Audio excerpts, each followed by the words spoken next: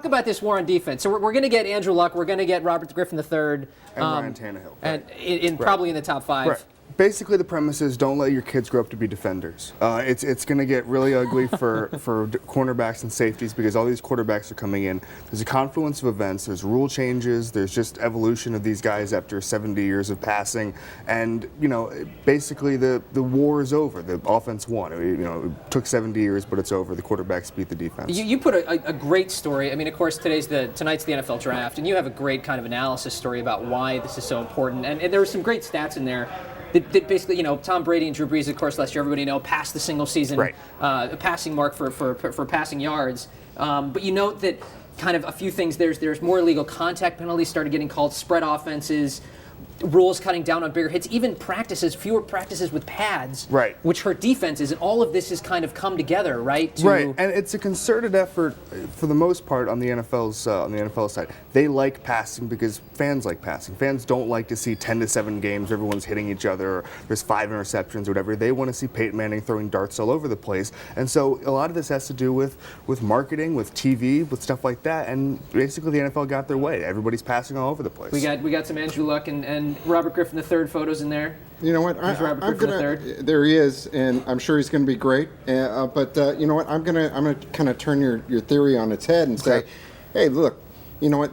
Yeah, obviously it is a passing league, and the trend is towards not hitting the quarterback, but that should make a defensive player who's really good become more of a premium, like a Darrelle Revis or somebody who's out there who is a proven above-average player who can really make an impact on the defensive side. So why aren't these guys showing up higher in the draft? The pass rushers, the guys who really are defensive, excellent defensive prospects. Well, it's a certain type of player that can really thrive on defense now. I mean, the pass rushers actually can. There's not really any elite defensive ends this year in the draft, but they can still get to the quarterback as much as they could 10 years ago. A cornerback like Revis is really valuable because he doesn't have to hit the guy. He's really fast, and he can keep up with wide receivers, and that's the kind of player you need. The big physical Ty Law, throw the guy out of bounds, that guy would be out of the league in about 20 seconds in today's game. And so basically it's a new breed of player, and so there will be guys like Morris Claiborne, who's probably going to be the 3rd or 4th pick tonight. He's a cornerback who can play this style that you need in the NFL today, and he'll get rewarded for it. He'll get $20 million for it. Meanwhile, you just need quarterback. Like, look at the Colts. Without a quarterback, the Colts collapsed. My Bears, I mean, heck, for a hot minute that you thought maybe Super Bowl contenders. Then Jay Cutler goes down, and they literally evaporated, right? So there's no surprise, of course, that the Colts are going to go with Andrew Luck. Right, and the reason that they were able to get rid of Peyton Manning is just because they knew they had, security at the quarterback position. They knew Andrew Luck was available, and so without that, they would have held on to Manning for dear life because you have to have a quarterback in the NFL. It's the entry fee for being competitive. We've actually got a little soundbite of Andrew Luck coming up right here for everyone. How do you really replace a guy like Peyton Manning, arguably the best ever, Hall of Fame quarterback? I know that he was my football hero growing up. But I realize I'll do the best I can, put my best foot forward. If someday I could ever be mentioned in the same sentence, as Peyton Manning in terms of quarterbacks, that'd be my football dream come true. I gotta wonder though. You say that they had security. They knew Andrew Luck was there at the top of the draft for them. Is it really security? I mean, I went back and I looked at, over the last 14 years, 11 quarterbacks went number 1. Right. Of those, 5 went to the Pro Bowl. Right. Including the 2 Mannings. So it's not necessarily a guarantee. And not only that, there are some spectacular failures, whether you're talking about David Carr or Tim Couch or any of those guys.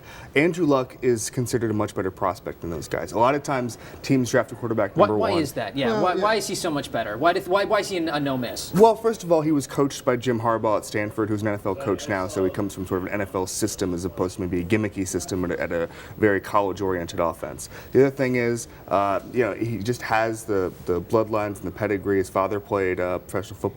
He just sort of has this way about him that scouts love. How is his Wonderlic score? I think it's pretty high. I think Ryan Tannehill is higher, but I think he's okay. Yeah, was Drew Brees drafted first? No, he was drafted. Was Tom Brady drafted first? He was not. Aaron Rodgers? No. Okay, I think we have our answer. Maybe we can. There's some bargains. Are there bargains? Are there sleepers? Are there sleeper quarterbacks that are going to go late first round? Early Well, I second think round actually the funny thing, because of the war on defense, quarterbacks are getting drafted earlier than they should this year. Okay. And so guys like Brock Osweiler from Arizona State or Nick Foles from Arizona, they're going to get drafted in the second round this year, and they should be fourth or fifth round picks. And so the idea that there's a sleeper quarterback, not really, because everyone's going to go really early, because every owner is panicking and saying, we need a guy in this draft, and they'll go really, really early. So here we have projections for who's going to go top 4. Luck, Robert Griffin III, of course. I'm telling you, one of these guys, just by statistics, is going to be a washout. Absolutely. I mean, he's going to be out of the league in 3 years.